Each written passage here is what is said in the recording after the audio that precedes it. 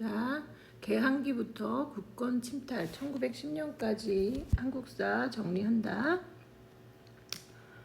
자, 개항기는 보통 흥선대원군이 집권을 할 무렵부터를 이제 얘기를 하는데, 흥선대원군이 등장할 무렵 나라 안팎의 상황, 국내와 국외 상황은 어땠느냐? 나라 안으로는 세도 정치가 엄청 극심했어. 그래서 세도 정치로 인해서 삼정, 전정, 군정, 황곡이라고 하는 삼정이 문란했다라는 얘기 했었지. 자, 그 다음에 나라 밖으로는 이양선이 자주 출몰했는데, 이양선이란 뭐냐? 한마디로 서양배야, 서양배.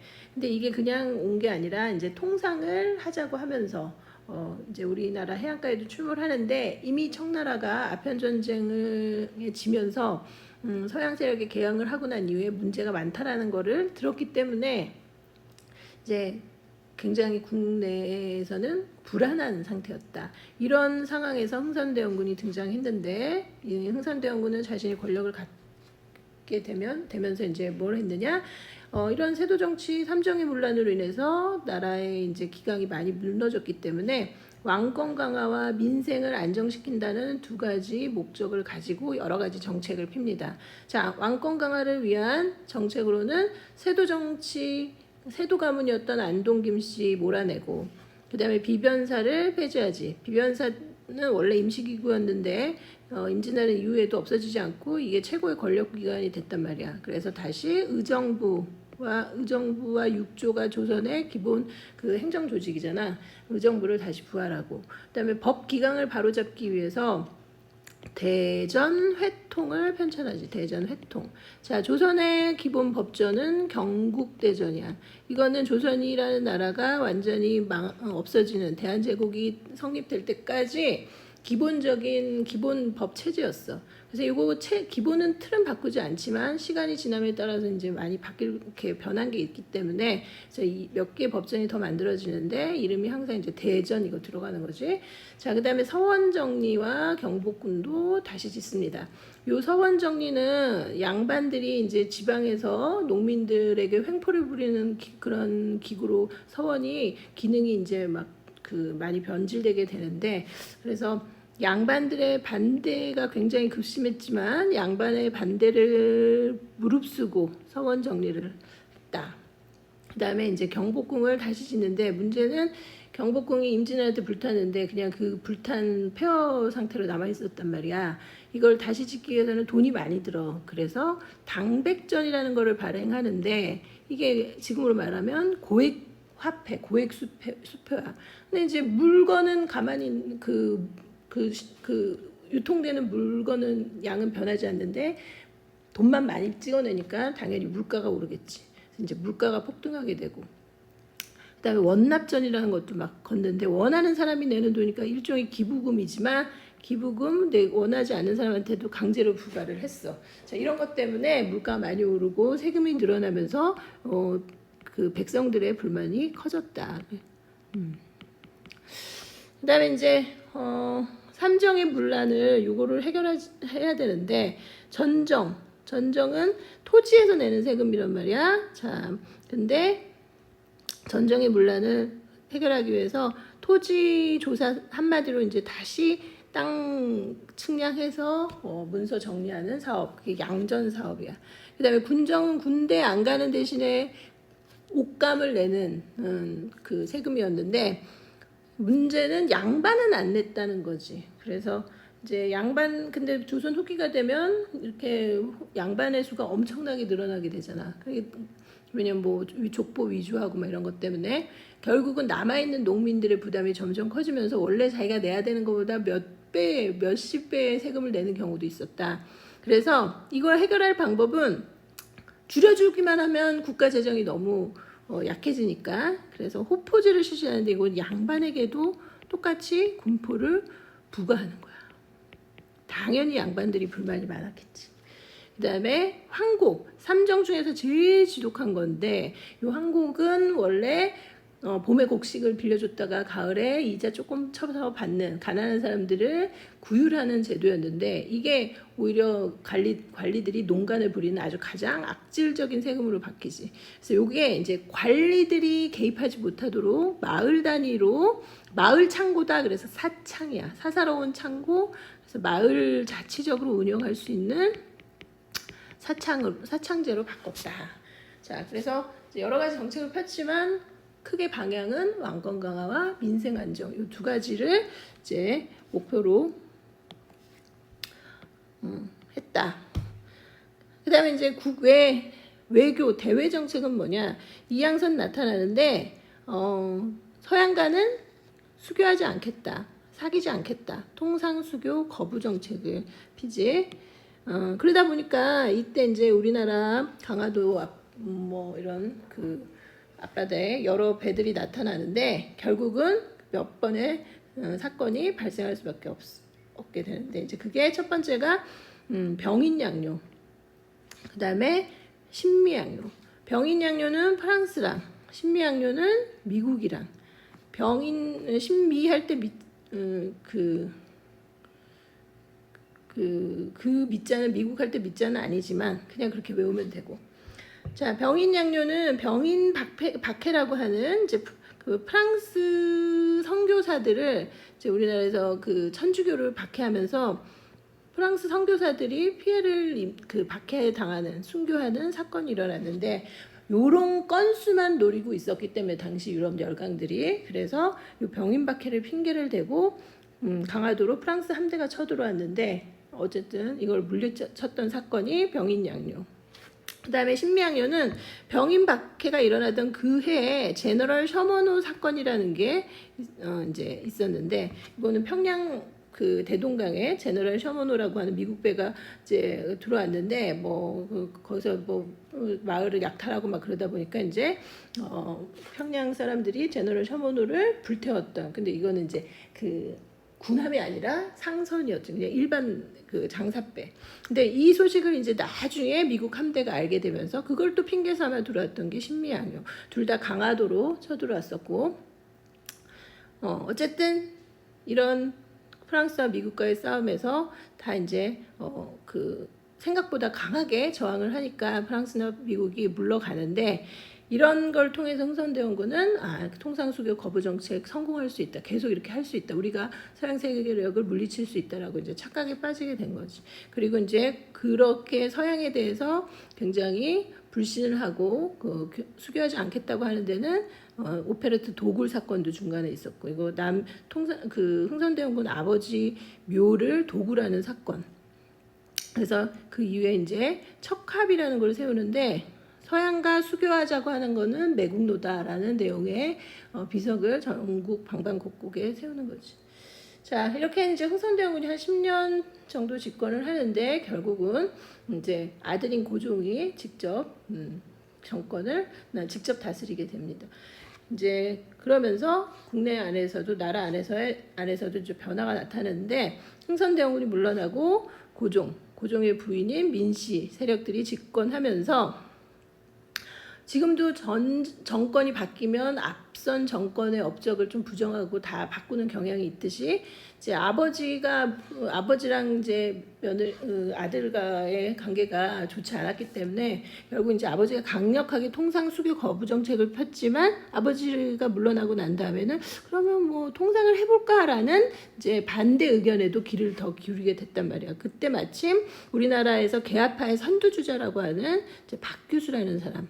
이 박규수라는 사람이 우리가 언제까지 이렇게 서양 세력을 막을 수만 있는 건 아니다라고 하면서 통상을 해야 된다라고 하는 주장도 나오기 시작하는데 이런 분위기를 일본이 잽싸게 파악해서 일부러 사건을 일으키지. 이게 운요 사건이야. 지금 영종도 있는데 막 불법으로 침략해서 조선이 이제 남의 나라 군함이 들어오니까 당연히 경고 사격했을 거 아니야. 근데 이제 이거를 핑계 삼아서 결국은 통상을 요구하게 되는데 국내 안에 분위기가 이렇게 바뀌고 있었기 때문에 결국은 계속 그냥 그게 아니라 근데 더군다나 서양이 아니라 일본이잖아. 그러니까 그 통상을 할까라는 이제 그런 의견이 더 그 이제 우세하면서 강화도 조약이 체결되게 됩니다. 근데 이 강화도 조약은 이제 우리가 외국과 맺은 최초의 근대적 조약인데, 근대적이라는 건 뭐냐면 그 전까지 여러 가지 조약이 있었지만 그거는 전 봉건적인 조약이야. 그래서 특히 그 동양에서는 중국과 우리나라의 외교 관계나 또는 다른 나라 그 외교 관계가 1대1의 관계가 아니라 성리학적인 유교적인 개념에 의해서 뭐 군신 관계 뭐 이런 거였기 때문에 근대적이라고 할 수가 없는 거지. 근데 이거는 나라가 덩치가 크던 작던 간에 하나의 주권과 하나의 주권을 가진 국가 대 국가로서의 계약이라는 의미로 이제 최초의 근대적 조약이라고 말할 때는 그런 의미인 거고, 결국은 이제 강화도 조약이 근대적 조약이긴 하나 문제는 이 근대적 조약을 어떻게 체결해야 되는지, 통상을 할 때 어떻게 개항을 할 때 해야 되는지 전혀 준비가 없는 상태에서 그냥 불쑥해버리면서 불평등 조약으로 체결이 됐다. 그래서 10개의 조항이 있는데 강화도 조약 중에 조약이, 근데 그 중에서 이제 치외법권, 일본 사람들이 우리나라 땅 안에 들어와서 무슨 온갖 범죄를 저질러도 우리가 재판권이 없어. 그다음에 우리나라 해안을 마음대로 측량할 수 있는 권한을 주고, 이거는 국가 기밀을 그냥 마음대로 그냥 줬다라는 거랑 똑같은 의미인 거고, 그다음에 세계항을 개항했는데 이게 부산, 그다음에 원산, 뭐 인천, 요 세 개가 어디야, 다 3면을 다 그냥 개항시킨 게 돼버리면서 우리가 전혀 방어 능력을 갖지 못하게 된 거지. 그다음에 이제 부록 조약을 그 이후에 이제 부속 조약을 더 맺는데 거기에서는 무관세로 수입을 한다라는 내용과 우리나라 곡물을 정해진 양 없이 마음껏 그 수입해 갈 수 있도록 하는 내용의 이제 그런 것들을 검토 없이 막 집어넣으면서 불평등 조약으로 체결이 됐다라는 거지. 강화도 조약 이후로 이제 다른 서양과도 계속 조약을 체결하는데 그 조약들이 모두 불평등 조약이었다. 특히 그 이후에 미국과 이제 첫 번째로 조약을 체결하는데, 미국과의 조약은 최혜국 대우라는 게 들어있잖아.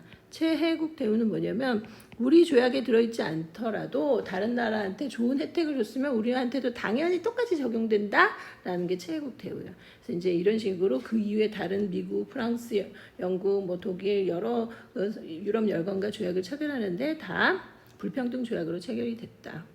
그리고 이제 정부는 통상하고 개화하기로 했으니까 그렇다면 서양이 어떻게 변했는지, 어떤 나라인지 봐야 되겠지. 그리고 청나라나 일본처럼 먼저 우리보다 개항한 나라가 지금 어떻게 바뀌고 있는지 좀 정보를 수집할 필요해서 이제 청나라에다가는 영선사라는 외교가 사절단을 보내고, 일본에다가는 수신사라는 사절단을 보내고, 그다음에 이제 통리기무화문이라고 하는 부서를 만들어서 이게 개화 정책을 추진하는 부서야.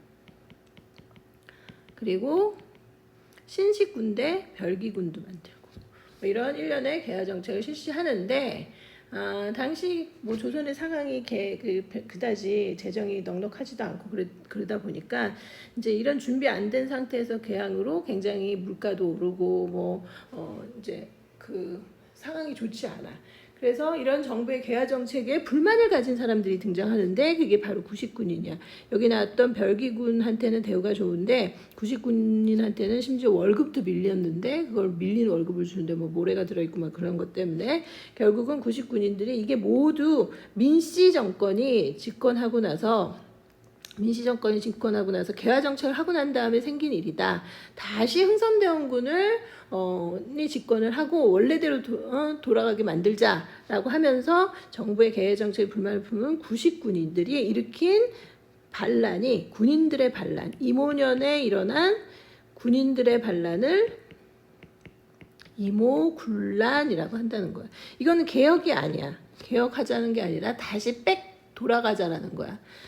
근데 이때 당시 이제 하층민들도 구식군인들한테 같이 합류하면서 사건이 좀 막 복잡하게 흘러가는데 경복궁에 쳐들어가니까 민씨 정권이 도망가고, 그 도망간 틈에 다시 흥선대원군을 불러서 재집권하게 해. 그래서 흥선대원군이 지금까지 했던 모든 개화 정책은 무효라고 선언을 하는데, 이렇게 물러날 수 없었던 민씨 정권이 청나라에게 도움을 요청하지.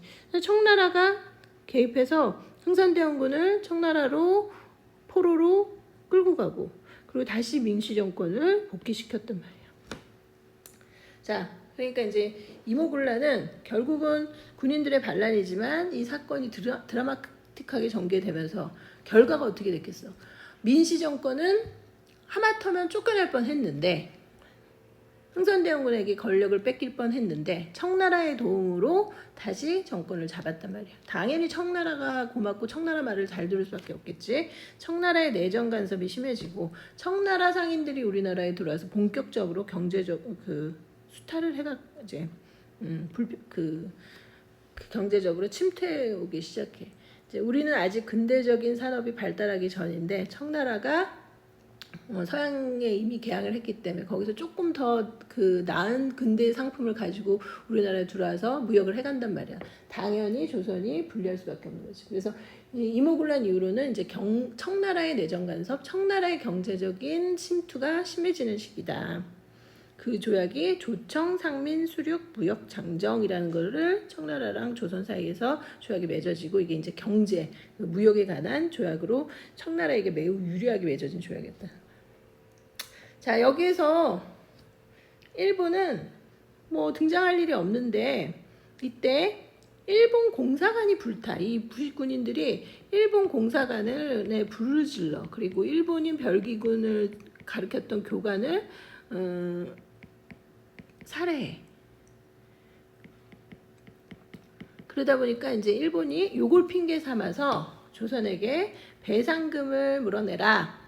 또 하나, 우리 불안해서 못 살겠다. 우리 외교 공간을 경호할 수 있도록 일본 군대를 주둔시키겠다라고 하는 명분을 얻어내는 조약이 바로 이 제물포 조약인 거지. 물론 많은 수는 아니지만 이 제물포 조약 때 일본 군대가 일본 영사관을 지킨다는 명목으로 한국에서 있는 일본 사람들 지키겠다는 명목으로 조선에 들어오면서 이 일본 군대가 결국 갑신정변 때 또 역할을 하게 되는 거지. 그 계기가 된 게 제물포 조약이다. 그래서 지금 이제 계속 조약이 강화도 조약 이후에 조약들이 몇 개 등장하는데 각 사건별로 공부하면서 조약들도 쭉 정리를 해야 돼. 자, 여기 부분은 굉장히 사건이 스펙타클하게 일어나기 때문에 일단 사건을 사건별로 정리가 돼야 되고 그 각 사건의 특징을 이해해야 돼. 예를 들어서 이모군란 같은 경우는 개혁하자라고 하는 게 아니라 그냥 군인들이 다시 과거로 돌아가자고 했던 반란이고 이제 그러고 나서 이제 2년 뒤에 갑신정변이 일어나는데 갑신정변이 일어나는 이유는 뭐냐면 이 민씨 정권이 자라보고 놀란 가슴 소뚜껑 보고 놀라는 거랑 똑같은 거야. 자, 하마터면 99군대한테 잡혀서 죽일 뻔하고 권력도 뺏길 뻔했는데 그게 이유가 뭐냐? 정부의 개화 정책에 대한 불만이었단 말이야. 정부 개화 정책에 대한 불만이었으니까 정책을 예전만큼 적극적으로 열심히 하지 못하겠지. 그래서 온건개화파가 저 개화 정책을 뜨뜻미지근하게 해. 이모군란 이후에.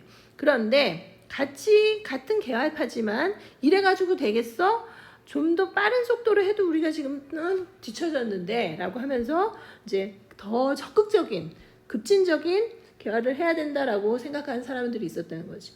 이 원래 개화파는 여기 이 박규수들의 제자야. 박규수의 제자야. 박규수는 아까 제너럴 셔먼호 사건 때 그 평양에 평양 관리로 있었던 사람인데 이 박규수와 그다음에 박규수 이제 그 친구들 유홍기, 오경석 같은 사람들이 이제 우리나라의 서양의 발달된 문물을 소개하는 역할을 했어. 그래서 이제 박규수네 집 사랑방에 모여서 박규수가 해외에서 갖고 온 책을 그다음에 오경석은 역관이야, 통역관 이런 거를 유홍기는 의사였는데 이 사람이 막 연구하면서 옆집에 사는 똑똑한 젊은이들한테 가르쳤는데 그게 바로 김옥균, 박영효, 뭐 홍영식과 같은 이제 급진 개화파인 거지. 근데 젊어 얘네들은 아직 20대 많아봤자 30살밖에 안 된 사람들인데 아직 나이가 어리다 보니까 관직도 낮아. 온건계합파는 이때 온건계합파는 민씨 세력이라고 생각하면 되는데 민씨 정권. 근데 온건계합파는 당연히 청나라의 개입으로 이모군란 때도 위기를 벗어날 수 있었고 했다 보니까 이제 청나라랑 가까운 세력들이야. 근데 급진계합파는 아니야. 젊은 비교적 관리들이고 일본이 롤모델이야. 이 사람들이 일본 롤모델이야. 자, 온건계합파는 청나라랑 친했을 뿐만 아니라 청나라가 롤모델이야. 근데 청나라는 당시에 똑같이 개항을 해도 서양사에게 개항을 했지만 청나라의 기본 법과 제도는 바꾸지 않고 단지 청나라가 서양보다 과학기술만 군사력만 살짝 뒤졌으니까 기술만 받아들이겠다라는 그런 그 개혁을 하지. 그걸 뭐라고 하느냐? 동도서기론이라고 하고 청나라의 이런 개혁운동을 양무운동이라고 그래요. 양무운동. 한마디로 도는 도덕할 때 도자. 동양의 도, 그러니까 중국의 도는 그대로 유지하고 서양의 기술만 받아들이겠다는 거야. 그런데 일본은 아니야. 일본은 메이지 유신이라고 해서 한마디로 완전히 먹는 것까지 바꿔가면서 서양처럼 되려고 했던 그런 개혁을 한 거지. 입는 거, 뭐 먹는 것까지 다 바꿔가면서 아시아를 벗어나자라는 게 당시에 일본의 개혁 운동이었단 말이야. 근데 이제 급진계합파는 이제 일본이 모델이었고 온건계합파는 청나라의 모델이었는데 급진계합파가 보기에 민씨 정권, 온건계합파가 하는 개화 정책이 너무 뜨뜻미지근해. 그래서 그 김옥균이 개화 더 빨리 해야 된다 그랬더니 민씨 정권이 돈이 어딨어 라고 해. 그러니까 이제 김옥균이 내가 그럼 일본 가서 빌려올게 라고 했는데 당연히 이게 잘 안 되지. 그러면서 자기네 정치적인 입지가 굉장히 불안해진 거야. 그러니까 이제 정상적인 방법을 써서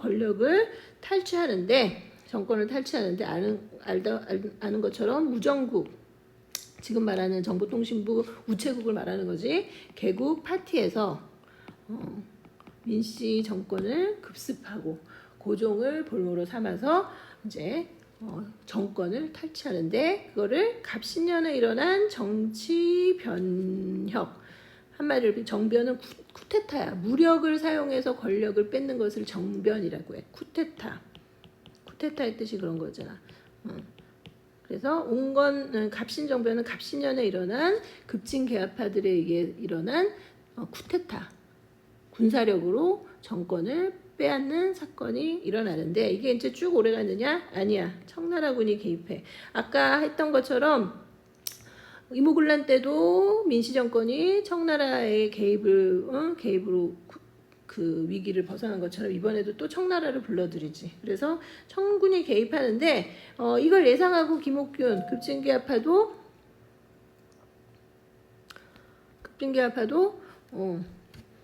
이걸 예상하고 일본의 도움을 미리 요청했는데 일본이 배신하고 이제 싸우다 보니까 청나라한테 아직은 안 될 것 같아. 그러면서 이제 발을 빼잖아. 결국은 3일 만에 실패로 끝난 사건이 갑신정변입니다. 이때 3일이지만 김옥균은 14개조 정강이라고 하는 개혁안을 발표하는데 이 개혁안이 당시로 보면 엄청나게 혁신적인 내용인 거지. 신분제 폐지하자 그러고 그다음에 뭐 재정을 한 부서에서 맡아서 하자 그러고 뭐 그런데 그 중에서도 이제 가장 눈에 띄는 게 문벌 폐지, 이게 바로 신분제 없애자는 건데 어쨌든 3일 만에 실패하게 돼. 그러면서 이제 이 사건의 마무리로 또 조약이 맺어지는데 그 조약이 한성조약과 텐진조약이다. 한성조약은 일본이 오히려 배신 때려놓고서는 조선에 니네 나라에 일어난 사건을 해서 우리 일본군도 죽었어. 어떡할 거야? 배상금 물어내. 배상금 지불하는 내용이고 또 하나 중요한 게 뭐냐면 여기 텐진조약인데 청나라랑 일본 사이에서 맺어진 조약이야. 내용은 조선의 군대를 파견할 때 서로에게 미리 양국에 알려주자, 통보하자라고 하는데 이렇게 맺어놓고 10년 뒤에 청나라가 약속을 안 지켰더니 약속 위반하면서 결국 이걸 빌미삼아 일본이 청나라에게 전쟁을 걸지. 그게 청일전쟁. 즉 청일전쟁의 계기가 되는 조약이 갑신정변 때 맺어진 텐진 조약 때문이다. 어쨌든 이 갑신정변의 역효과는 뭐냐면 그나마 조선에서 개화를 하자고 했던 이 개화파들이 이때 다 죽거나 해외로 일본으로 도망가거나 그러면서 다 사라져. 개화를 추진할 세력이 없어져. 그래서 조선은 한 10년 정도 아무것도 안 해. 개화가 더 늦어지면서 다음 페이지 보는 것처럼 갑신정변 이후 훌쩍 10년이 건너뛰어서 이제 갑오개혁이 등장하고 동학농민운동이 일어나지. 앞자리에 갑자가 있는 해는 1884년, 1894년 하면서 10년 단위로 바뀌기 때문에 또 이제 갑신정변이 1884년이었으면 이제 갑오 개혁은 1894년이 되는 거지. 자, 10년 동안 이제 개화 정책이 제대로 진행되지 못하고 조선은 중요한 시기를 놓치게 되네. 그렇지만 그 사이에 이제 조선의 상황은 더 안 좋아지고 있었다.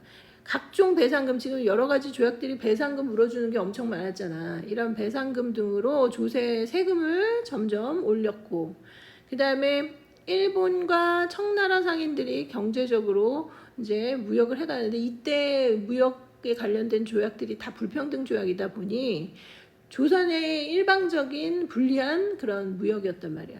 특히 일본은 조선에서 쌀을 싼값에 대량으로 수입해 갔는데 그러다 보니까 조선 안에 쌀이 부족해지고 쌀값이 폭등해져. 생필품이 폭등한단 말이야.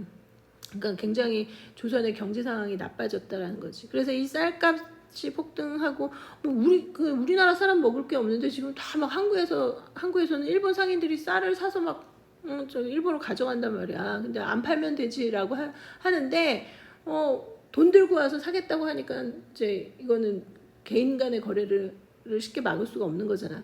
그래서 이제 뭐 경상도나 함경도 뭐 이런 일부 지방간들이 우리 도 안에서 나는 쌀은 수출 금지라고 하는 방공령을 선포하는데 이건 원래 조선에서 이런 법이 있었어. 그런데 일본이 이걸 가지고 우리한테 미리 말해주지도 않고 방공령 그런 거 선포하면 우리 일본 상인들이 크게 피해를 입잖아 라고 하면서 또 이걸 무효로 시키고 또 배상금을 지불하는 이런 식으로 이제 사건이 계속 해결이 되면서 이제 백성들의 불만이 굉장히 심해졌겠지. 즉 이런 상황에서 일어난 농민운동이 동학농민운동이다. 1894년에 동학농민운동이 일어나. 나라 안으로는 외세에 적극적으로 대처하지 못하고 그렇다고 나라를 잘 다스리느냐 그것도 아니야. 여전히 탐관오리들이 백성들을 괴롭히고 있어. 그래서 이 말도 안 되는 봉건제도에 대한 백성들의 불만, 반봉건. 그 다음에 나라 밖으로는 조선을 침략하려고 하는 외세를 몰아내겠다는 반외세의 뜻을 갖고 일어났던 농민운동이 동학농민운동이라는 거야. 그래서 좀 전에 얘기한 것처럼 나라 안의 상황이 이렇게 쌀이 부족하고 식량이 폭등하고 그런데도 불구하고 탐관오리들은 여전히 자기 이속만 채우고 있고 횡포가 극심했단 말이야. 그리고 나라 밖으로는 청나라의 내정 간섭, 일본은 이때 정치적으로는 일부 후퇴였지만 청나라에게 이제 선수를 뺏겨서 일부 후퇴였지만 경제적으로 굉장히 침탈해 가고 있었고 이런 가운데 러시아랑 영국도 조선을 노리는 나라들이었다. 러시아가 여기 우리나라 이렇게 러시아가 이제 여기 국경이 이렇게 붙어 있잖아. 러시아가 호시탐탐 노리는 걸 보니까 그 당시에 러시아와 전 세계에서 러시아와의 라이벌 관계였던 나라가 영국이야. 러시아는 땅덩어리가 큰데 항구가 겨울 되면 다 어는데 이 한반도 같이 이제 항구를 차지하게 되면 얼지 않는 바다가 있는 항구가 있게 되면 이제 러시아에게 날개를 달아주는 거잖아. 그래서 영국이 러시아가 한반도 조선을 차지하는 거를 막기 위해서 불법 점령을 해. 우리나라의 거문도라고 하는 섬을 불법 점령하는데 이게 거문도 사건이지. 한 1년 정도 점령하는데 남의 나라 땅을 함부로 그냥 점령한 거야. 그래서 나가라고 하니까 러시아가 물러나면 나도 물러날게. 이런 식으로. 이런 건 바로 이게 뭐냐. 결국 우리나라를 둘러싸고 청나라도 우리를 노리고 일본도 노리고 러시아도 노리고 영국도 노리고 있다라는 거지. 이런 배경에서 동학농민운동이 일어나게 된 계기는 전라도 고부지방의 조병갑이라는 군수가 엄청나게 못된 짓을 많이 저질러가지고 결국에는 이제 마을 사람들이 전봉준이 앞서서 봉기를 하는데 이 전봉준이 마침 동학 교도였어. 근데 동학은 포접제라고 하는 조직이 있었어. 요즘에 뭐 교회나 뭐 이런 거 다니면 무슨 구역 뭐 이런 것처럼 신도들을 자기네 교도들을 관리하는 동학교도들을 관리하는 비상 조직 같은 조직망이 있었단 말이야. 그래서 이제 결국에 밀란이 일어나는데 이제 고부 조병갑의 행포로 밀란이 일어나는데 오히려 정부에서 잘못한 조병갑을 처벌하는 게 아니라 전봉준을 끌고 가서 이제 처벌하고 이러니까 이제 화가 난 농민들이 다 들고 일어난 거지. 백산, 봉기, 황토현 전투, 황룡천 전투 다 농민분들이 싸워서 이긴 전투야. 승리하면서 전주성, 전라도의 가장 중심 도시인 전주성을 점령해. 농민군들이. 그러니까 이제 정부가 깜짝 놀랐어. 간군을 계속 보냈는데 간군이 오히려 진단 말이야. 그러니까 부랴부랴 더 이상 이제 농민들을 화나게 하면 안 되겠다 싶어가지고 전주 화약을 체결하는데 이거는 이제 화약은 화해의 약속이야. 농민들의 요구사항을 들어주겠다는 거야. 근데 겉으로는 이래 놓고서는 이제 민시정권, 당시의 민시정권이 또 이번에도 청나라 군대의 개입을 요청했지. 자기네 나라 백성들이 일으킨 난을 토벌해달라고 외국 군대를 끌어들인 건데, 근데 아까 얘기한 것처럼 청나라 군대가 들어올 때 일본에 연락을 해줘야 돼. 왜? 텐진조약 있었잖아. 근데 이 텐진조약 한참 전에 해놓고서는 청나라가 안 지켰단 말이야. 잊어먹고 있었어. 그러니까 결국 이거를 빌미 삼아 청일전쟁이 터지고 일본 군대는 부르지도 않았는데 일본군이 우리나라에 들어오게 되는 거지. 근데 이걸 모르고 농민들은 정부가 우리 약속을 들어준단다라고 하면서 다 해산하고 자기 마을로 돌아가서 집강소 활동을 했는데 집강소라는 거는 개혁 기구야. 개혁 기구. 그래서 각각 마을마다 집강소를 만들어서 초지가 아니라 토지를 균등히 분배하고 그다음에 신분제 없애고 그다음에 뭐 과부가 재혼을 하지 못하게 하는 등 뭐 어린애를 일찍 4살 5살짜리를 장가 보내고 시집 보내고 하는 이런 여러 가지 악습, 봉건적인 악습을 다 없애는 과부 재혼을 허용하고 뭐 이런 개혁 활동을 봉건 제도에 대해서 대항하는 개혁 활동을 이제 하고 있는데 그런데 청나라 군대와 일본 군대가 우리 땅에 들어와서 전쟁을 벌인다. 조선을 서로 먹기 위해서 전쟁을 벌인다라는 소식을 듣게 된 거지. 그래서 다시 해산했던 농민들이 다시 봉기하는 게 바로 2차 봉기야. 2차 봉기. 1차 봉기 때는 농민군과 관군이 싸우는 건데 2차 봉기는 농민군과 누구랑 싸워? 이미 청일전쟁을 시작하자마자 일본이 이겨. 그래서 일본이 관군인데 이게 관군이 그냥 관군이 아니라 일본군이야. 일본군이 관군을 지휘하면서 일본군이 농민군을 토벌하러 이제 일본이 군대를 보냈다는 거지. 그래서 이제 모든 농민군들이 집결해서 공주 우금치라는 곳에서 전투를 하는데 이 우금치 전투에 패배하면서 동학농민운동은 실패로 그리고 전봉준도 몇 달 있다가 잡히고 실패로 끝나고 만다. 이게 동학농민운동이지.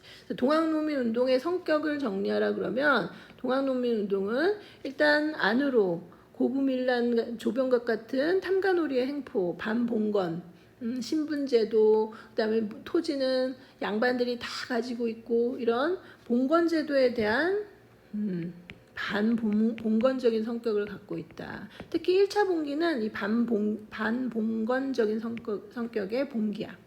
근데 2차는 그게 아니라 우리 땅을 지금 청나라 일본이 서로 먹겠다고 싸우고 결국 일본이 이긴 다음에 일본이 경복궁을 점령했다는 소식을 들으면서 나라를 지키려고 하는 외세의 침략을 몰아내려고 하는 반외세적인 성격의 봉기였다는 거죠.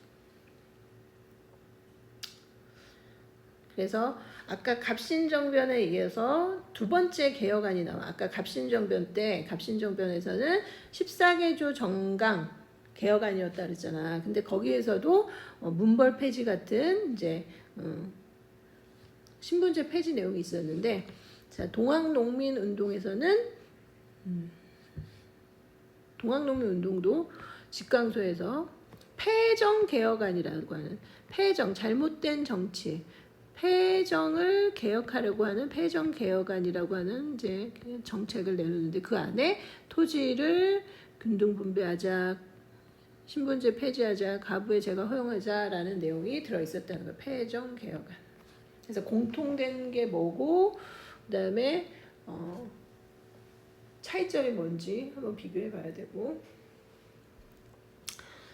자, 이어서 같은 해 1894년에 가보개혁이 이제 우리나라 최초의 근대적 개혁인 가보개혁이 실시되는데, 가보개혁이 실시되게 된 배경은 뭐냐면, 이제 일본이 경복궁, 이때 경복궁을 점령할 때 뭐라고 하냐면, 아, 니네 너무 봉건제도 이런 거 그 개혁을 하지 못하니까 농민들까지 저렇게 들고 일어나는 거잖아. 니네 혼자 못하니까 내가 시켜줄게 라고 하면서 경복궁을 점령하고 우리나라 내정 정치에 이래라 저래라 간섭하기 시작해. 그러니까 이제 조선에서도 아니야 우리 개혁할 거야.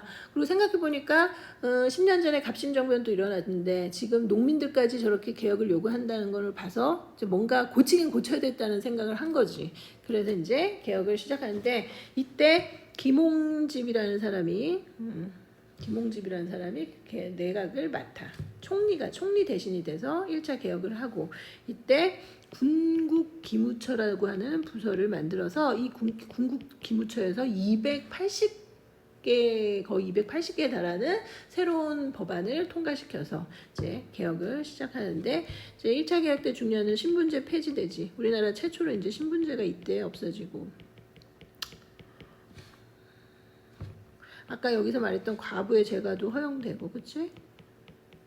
가부 제가도 허용하고, 그다음에 뭐 재정 일어나 뭐 이런 등등의, 이거는 이제 각자 1차 개혁의 내용이 뭔지 찾아보고, 그다음에 이제 2차 개혁은 박영효랑 김홍집이 같이 이제 내각을 구성하는데, 이때 또 뭐 고종이 새삼스럽게 홍범 14조를 발표해. 그리고 교육입국조서. 그래서 계속 이제 이때 시작된 개혁이 계속 이어지는 거야. 그래서 이제 1차 개혁, 2차 개혁 하면서 이제 우리나라 최초의 최초의 근대적인 개혁이 이때 이제 실시되는데, 이때 이제 외세 국제 정세가 변하게 되지. 청일전쟁에서 일본이 완전히 승리하면서 일본이 청나라를 상대로 시모노세키 조약이라는 걸 체결하는데, 이 시모노세키 조약이 요동반도를 청나라로부터 빼앗아 할양. 근데 이 요동반도라는 거는 엄청난 거고, 아까 전에 여기 우리나라 지도 이렇게 지도 있으면 요동이 어디야? 장수왕 나오는 거기, 그게 요동이잖아. 중국에서 이렇게 여기가 요동반도야. 지리적으로 굉장히 전략적으로 되게 중요한 지역인데, 여기를 차지한다는 거는, 요동반도를 차지한다는 거는 일본이 청나라를 침략하는 발판을 갖게 됐다라는 거지.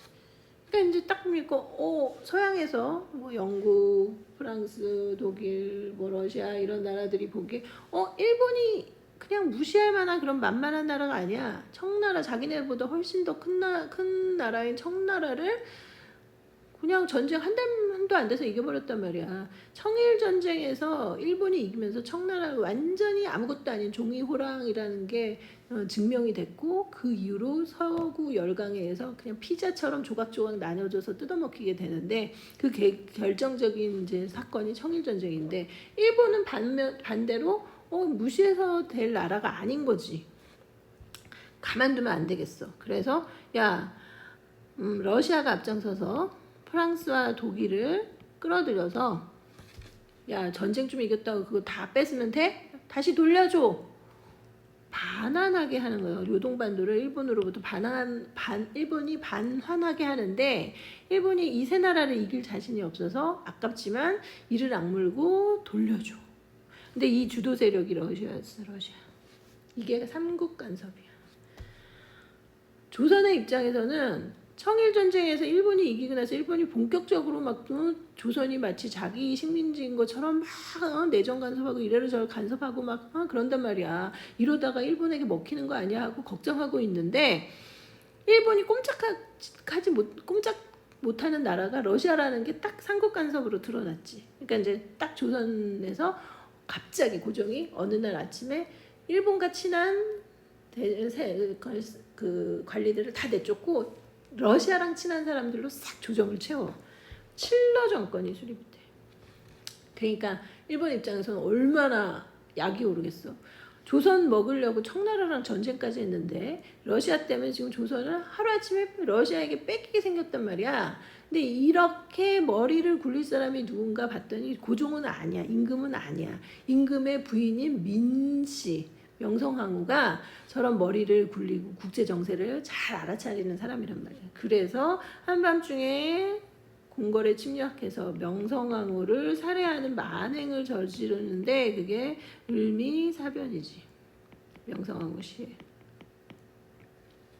그리고 나서 벌벌 떠는 조선 정권 앞세워서 그 갑오개혁 하지 못했던 거 이어서 마저 한다. 1차, 2차, 3차 개혁을 하는데 이때 3차 개혁할 때는 이제 을미년 해가 바뀌었어. 1895년이야. 그래서 사실 1차 갑오개혁과 을미개혁은 쭉 1년으로 일어나는 계속 이어지는 개혁인데도 불구하고 이름이 다른 건 뭐냐면 이때 이제 해가 바뀌었는데 특히 을미개혁 때 그 3차 개혁 때는 태양력을 써라. 그 전까지는 농사짓는데 우리 음력을 썼으니까 음력 달력 썼는데 세계 다른 나라들이랑 맞추기 좋게 태양력을 사용해라. 그 다음에 머리를 위생적으로 잘라라 하면서 단발령을 시행하지. 근데 이 단발령이 성리학적인 세계관을 가지고 있는 양반층 또는 우리 문화에 쉽게 받아들여질 수 없는 거잖아. 그래서 목은 자를지언정 머리는 자를 수 없다라고 하면서 의병이 일어나는데 이게 을미의병, 최익현 같은 의병까지 일어날 정도로 엄청나게 거부하는 개혁안이 들어있는 게 을미개혁이었다. 그래서 이제 조선 정권이 일본이 눈앞에서 왕비를 시해하는 걸 보면서 이제 고종도 벌벌 떨고 있는데 이때 일본이 고종이 러시아 공사관으로 피해가는 것을 놓쳐. 이게 바로 아간파천이지. 아간파천. 러시아 공사관으로 고종이 피난한 사건. 다음에 1896년.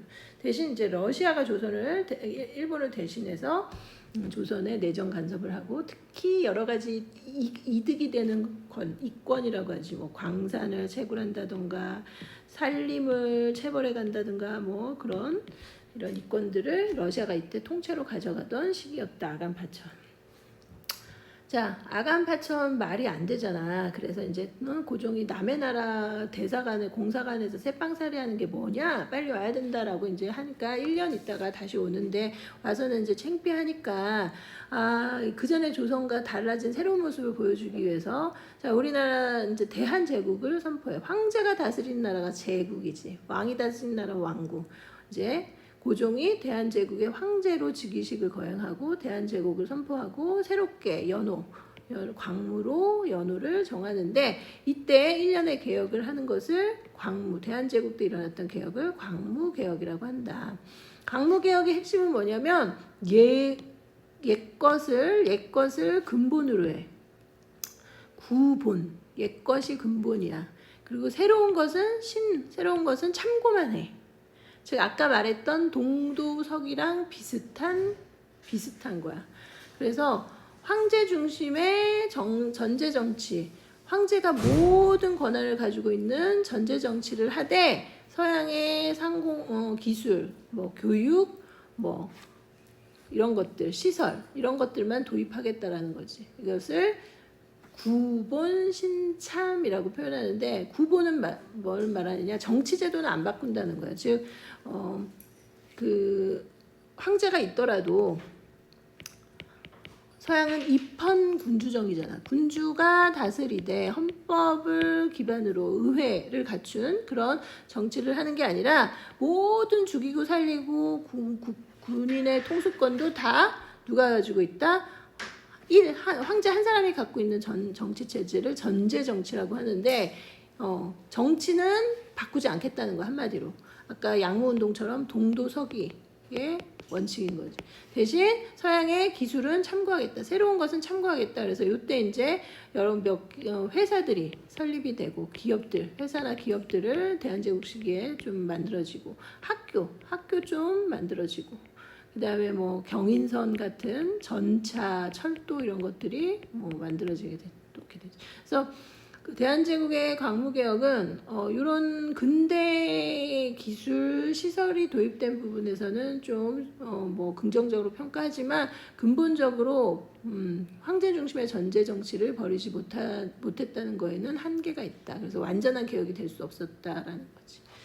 그리고 이 시기에 이제 독립협회라고 하는 민간단체가 만들어지는데 서재필은 갑신정변을 일으켰던 사람들 중에 나이가 좀 제일 어렸던 사람 중 그 당시에 뭐 20살 정도밖에 안 됐던 이제 그 서재필이 갑신정변 1884년에 미국으로 망명을 했는데 거기서 다시 이제 돌아와서 조선이 우리가 10년 전, 13년 전에 갑신정변에 실패한 이유는 사람들을 이해시키지 못했다. 민중들의 그런 지지를 받지 못했다라고 생각을 했단 말이에요. 그래서 무엇보다 조선이 개혁에 성공하기 위해서는 민중 계몽이 중요하다라고 생각해서 독립협회를 만들게 되지. 독립신문도 발간하고 독립문도 세우고 그다음에 종로에서 많은 사람들 모여서 자유롭게 토론하는 만민공동회도 개최하는데 나중에는 여기에 공무원들도 불러. 그래서 관민공동회로까지 발전을 하는데 이런 식으로 이제 활발하게 활동하면서 이 시기에 특히 이제 1897년 뭐야? 그 아간파천 이후에 러시아가 조선에서 좀 유리할 때잖아. 그래서 열강의 이권 침탈을 저지하는 러시아 저령도 조차권 저지 운동을 저지시키고 그다음에 이제 헌의 육조라고 해서 황제에게 건의를 하는데 이 고종에게 건의하는 내용 중에 우리 군주는 이때 입헌 군주제로 하자라고 건의를 하는 거지. 황제를 없애자는 게 아니라 황제가 다스리되 황제의 1인의 뜻으로 마음대로 하는 것이 아니라 의회를 만들어서 이제 그 헌법에 의해서 하는 입헌 군주제를 건의하게 돼. 그리고 이제 재정도 탁지부가 하나로 관리를 해야 된다. 뭐 이런 내용도 주장하고. 그래서 이제 이 입헌 군주제를 고종도 그래 좋은 생각이거든 외국도 그렇게 한다며라고 하면서 이제 중추원이라고 하는 데를 지금 말하는 국회 같은 역할을 하도록 설립운동까지 펴는데 자 이런 운동이 보수 세력들의 입장에서는 이거 권력을 나눠 갖자는 거잖아 라고 이제 생각하게 되는 거죠. 그래서 보수 세력에서 보수 세력 쪽에서 보부상 장사꾼들로 구성된 황국협회라는 걸 만들어서 독립협회가 활동하는데 이제 나타나서 자꾸 이제 시비를 걸면서 독립협회와 한국협회가 싸움을 하게 되고 결국은 니네 그렇게 싸울 거면 둘 다 해산 이렇게 된 거지. 한국협회는 독립협회를 해산시키고 방해하기 위해서 만들어진 단체였는데 이걸로 인해서 해산되면서 1899년에 이제 해산되게 됐다. 여기까지가 이제 주로 개항기 국권을 뺏기기 직전까지의 이제 상황인데 크게 갑신정변이라고 하는 중요한 개혁 운동이 있었고 이 갑신정변은 위에 그 배운 사람들이 했던 개혁이었고 그 다음에 10년 훌쩍 넘어서 건너뛰어서 동학농민운동이 일어나지. 동학농민운동은 결국은 아래의 그 하층민들, 농민들에 의한 개혁 운동이었는데 둘 다 실패로 끝나. 어쨌든 이걸 삼아서 갑오개혁으로 이어지게 되는데 갑오개혁에서는 갑신정변이나 동학농민운동에 주장했던 많은 여러 가지 개혁안들이 반영된 것도 있고 반영되지 않은 것도 있지만 토지 분배 이런 거는 반영되지 않았지. 농민들이 요구했던 토지 균등 분배 이런 건 반영되지 않았지만 뭐 신분제가 사라진다든가 하면서 우리나라 최초의 근대적인 개혁을 이루게 됐다라는 거. 자, 그 다음에 여기서 이제 중요하게 흐르는 사상의 두 가지 사상의 흐름이 있는데, 자, 그 서양이 이제 서양과 수교를 할 것이냐 말 것이냐에 대해서 한쪽은 서양 문물을 받아들이면 안 된다라는 쪽을 위정 척사 사상이라고 하고, 아니다, 우리만 뒤처져서는 안 된다, 우리도 서양에 배울 거는 빨리 받아들여서 개화를 해야 된다라고 하는 게 이제 개화 사상 쪽이잖아. 이제 이 위정 척사 사상이 결국에는 나라를 뺏기고 난 다음에는 항일 의병 운동으로 계승이 되고, 개화 사상은 우리가 나라를 빼앗긴 거는 우리가 힘이 없고 실력이 없어서이기 때문에 일단 우리의 힘을 키우고 실력을 키우자라는 쪽으로 애국 계몽 운동으로 발전하게 되고, 그다음에 이제 이 항일 의병 운동이 그 일본의 방해로 우리나라 안에서는 국내에서는 더 활동하기 힘들어지면서 결국은 만주나 연해주로 가서 무장 독립 투쟁으로 계승되게 되는 거. 애국 계몽 운동은 일제 시대 때 뭐 실력 양성 운동 같은 이제 방법으로 같은 의미야. 애국 계몽도 힘을 키우자, 실력을 키우자라는 것처럼 이제 나라를 일본에 완전히 뺏기고 난 다음에는 실력 양성 운동으로 계승이 됐다라고 이제 이렇게 쭉 두 가지 사상적인 흐름이 있는데, 요거를 한번 이제 살펴보면 위정 척사 운동은 위하다라는 거야. 정은 뭐냐면 바른 것, 다른 말로 성리학을 위하는 거야. 성리학을 받들고 사는 사이비야. 사이비를 배척하는 거야. 즉 성리학을 받들고 사이비란 여기서 서양 문물이겠지. 서양 문물을 배척하자라는 건데, 당연히 양반 유생층들이 이런 생각을 가지고 있었고, 그래서 1860년대 흥선대원군이 집권할 때는 마침 흥선대원군도 똑같은 생각을 갖고 있었기 때문에 서양과 맞서 싸우자, 척화주전론, 그래서 병인양요라든가 신미양요 때 싸우는 게 맞다라고 이제 주장을 하는데, 정권이 바뀌면서 1870년대 고종이 이제 집권하면서 강화조 조약이 체결하게 될 때는 결사 반대했겠지. 위정척사 사상을 가진 사람들이 결사 반대해서 서양과 일본도 똑같다, 외양일체론이야. 이미 일본은 서양 따라하려고 마음먹고 바뀌었기 때문에 일본에도 수교를 해서는 안 된다, 개항을 해서는 안 된다라고 개항 반대 운동을 펼쳤던 사람들이고, 그리고 이제 1880년대 정부가 뭐 별기군도 만들고 개화 정책을 실시하니까 여기에 이때 이제 큰 사건이 일어나는데, 김홍집이라는 사람이 수신사로 일본에 일본으로 파견돼서 갔다 온 사람이 김홍집인데, 이 김홍집이 수신사로 일본 갔다 오면서 일본에서 유행하던 베스트셀러 하나를 가져오는데, 그 책 이름이 조선 책략이야. 조선 책략의 내용은 뭐냐면, 조선 너 큰일 났다. 조선을 먹으려고 하는 나라들이 서양 열강들이 유럽 열강이 와서 조선을 지금 먹으려고 하는데, 조선이 살아남는 방법은 일본과 단결하고 청나라와 친하게 지내고 연합하고, 그 다음에 미국과 친하게 지내는, 그러니까 일본, 청나라, 미국이랑 친하게 지내야 된다라는 내용이 담긴 책이 조선 책략이야. 이 책을 갖고 와서 이제 고종한테 보여주고 대신들이 의논을 하니까 그러면 우리 큰일 났네. 막 유럽 열강이 우리 침략하려 할 때 우리 도와줄 나라 일본, 청나라, 미국이라는 건데, 일본이랑 강화도 조약을 체결했고 청나라랑은 옛날부터 친하게 지내고, 그럼 남은 나라는 뭐야? 미국. 그럼 미국이랑 빨리 수교를 해야 되겠다라고 하면서 이때 미국과 수교해야 된다라는 이론이 이제 그런 주장이 일어나는데, 이때 유생들의 최고 유생들 양반 유생들의 그 우두머리가 당시에 이제 영남 경상도 지방에 살고 있었는데 이때 경상도 지방의 유생들이 한꺼번에 상소를 올리는 운동이 영남 만인소라는 거. 10,000명이 한꺼번에 상소를 올리면 이거 업무가 마비되는 거지. 지금 말하는 무슨 웹사이트 정부 그 기관 웹사이트를 그냥 한꺼번에 접속해서 마비시키는 거 똑같은 거지. 그만큼 결사 반대한다는 이런 영남 만인소 활동 같은 것을 한 사람들이 위정 척사 사상을 가진 양반 유생이었다. 그런데 이제 그 반면에 박규수나 유홍기나 오경석 아까 얘기했던 사람이에요. 박규수는 제너럴 셔먼호 사건 때 평양의 그 관리였던 평양을 당시 최고 관리였던 사람이고 유홍기 의사, 오경석 역관 그래서 외국 문물을 접해본 사람들이지. 이 사람들이 외국을 오가면서 받아온 책들을 읽고 공부해서 김옥금, 박용훈, 홍영식과 같은 사람들을 가르쳐서 급진개화파를 만들었다는 거지.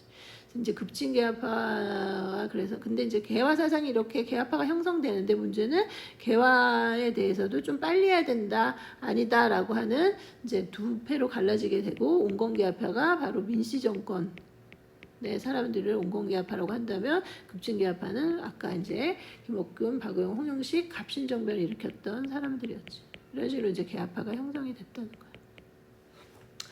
개화 사상은 이제 그 1900년대로 와서는 애국 개몽 운동으로 이어지게 되는데 1900년대 보안의 헌정연구회 대한자강회 신민회 같은 여러 단체들이 만들어져서 우리 민중을 계몽하고 실력을 키우자, 힘을 키우자. 그래서 민중 계몽 교육 이런 것에 앞장섰던 이제 이런 활동들을 하는데 왜 이렇게 여러 가지가 있느냐? 일본의 방해로 자꾸 해산돼. 보안에는 일본이 우리나라의 항무지를 개간해 준다면서 또 우리나라 땅을 빼앗아 가려고 하니까 이걸 반대하는 운동을 했고 헌정연구회는 헌법 정치 즉 입헌 군주제를 건의하는 그런 활동을 하고 대한자강회는 이때 1907년이다. 대한자강회 1907년이야. 1907년 국채보상운동이 일어났을 때 우리가 일본에 진 빚이 1,300만 원 당시 돈으로 그래서 그때도 뭐 이렇게 돈 모아서 일본에 진 빚을 갚자. 경제적으로 일본으로부터 독립하자라고 해서 일어났던 게 국채보상운동이지. 그다음에 고종이 일본에서 강제로 퇴위하게 되는데 헤이그 특사 파견을 구실로. 근데 이때 반대 운동을 했던 게 대한자강회. 다 일본의 방해로 해산되면서 그 다음에 만들어진 신민회는 비밀 결사로 만들어지게 되는 거예요. 그래서 지금까지도 신민회 멤버가 정확히 누구였는지 알 수가 없어. 신간회 1927년에 신간회가 만들어지는데 1927년에 만들어진 이 신간회랑 혼동해서는 안 돼. 신민회야. 신민회는 비밀 결사고 신민회가 이제 1907년 활동할 무렵에는 이제 입헌 군주제 왕은 필요 없어 공화정 지금같이 대한민국 우리 지금 민주 공화정이지 다수에 의한 정치가 공화정이야. 다수에 의한 군주정은 아무리 입헌이더라도 한 사람이 권력을 갖고 있는 거잖아. 다수에 의한 정치 공화정을 주장하면서 특히 이제 안창호, 이승훈 같은 사람은 학교도 세우고 그다음에 신민회가 중심이 돼서 대한매일신보라고 하는 신문도 있었어. 독립협회 신문이 아까 독립신문이었으면 신민회 신문은 대한매일신보. 양기탁이 중심이 돼서 대한매일신보는 신문사 사장이 영국 사람이어서 일본이 함부로 이제 쉽게 건드릴 수가 없었던 신문이었는데 이걸 이용해서 계몽운동을 펼치고 회사도 세우고 자기 회사 도자기 할 때 자기 회사 태극서간 책 도서 출판 이런 회사도 차리고 뿐만 아니라 이제 해외에 장기적인 독립운동을 위해서 무장 독립투쟁 기지를 건설하는데 특히 이회영이라는 사람이 전 재산 털어서 만주에 삼원보라는 거를 마을을 만들지 무장 독립운동 기지를 건설하는. 그래서 신민회는 애국계몽운동 단체지만 무장투쟁에 대해서도 대비를 하고 있었던 단체다.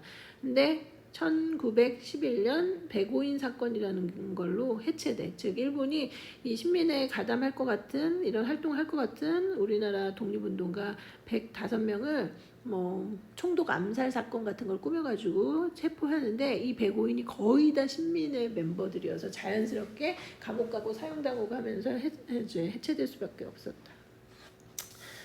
자, 이렇게 이제 개화사상은 애국개몽 운동, 그 다음에 일제시대 때는 실력 양성 운동으로 이어지면, 아까 말했던 위정척사 운동은 이제 일제시대 때 항일 의병으로 일어나는데, 이미 의병 하나 얘기했었지. 자, 을미사변 때 명성황후 시해를 계기로, 그 다음에 명성황후 시해와 단발령, 이거에 분노한 양반 유생들이, 일본에 맞서서 군사를 일으킨 것을 항일의병이라고 하잖아. 그래서 이때 최익현이 중심이었고, 근데 이때 고종이 그냥 여러분 자진 해산하십시오라고 이제 하니까 또 이 양반들은 군주 임금의 말은 들어야 되잖아. 그래서 이제 이때는 자진 해산을 해. 그러다 1905년 이제 다음 시간에 나올 건데 나라를 외교권을 빼앗기는 외교권 박탈이라는 어마어마한 사건이 일어나면서 이때 또 의병이 일어나는데 이 의병은 을사의병이라고 한다. 이때는 평민 출신 의병장이 등장했다는 점. 의병은 위정척사 사상을 계승한 거고 항해 거기 때문에 위정척사는 양반 유생이 중심이 됐잖아. 그래서 이때까지만 해도 평민들이 의병장을 하고 그러지 못했는데 을사의병 1905년이 되면 이미 우리나라 신분제 가보개혁이 때 없어졌잖아. 그러면서 이제 나라를 구하는 앞장서는 일에 신분이 뭐가 의미가 있느냐 하면서 이제 평민의병장도 등장하고, 그다음에 2년 뒤에 1907년에는 정미의병이 일어나는데 의병총 이렇게 3번. 이때는 이제 이미 외교권 빼앗기고 고종이 헤이그 특사 파견을 구실 이제 그 빌미로 강제 퇴위되고 군대가 해산이 돼. 근데 이 해산된 군대가 의병에 가담하면서 서울 진공 작전도 펼치고 이제 의병이 전쟁으로 발전하는 계기가 된 이제 마지막 의병인데 결국은 실패로 끝나면서 이 의병은 일제시대 때는 국외 무장 독립전쟁으로 계승하게 됐다.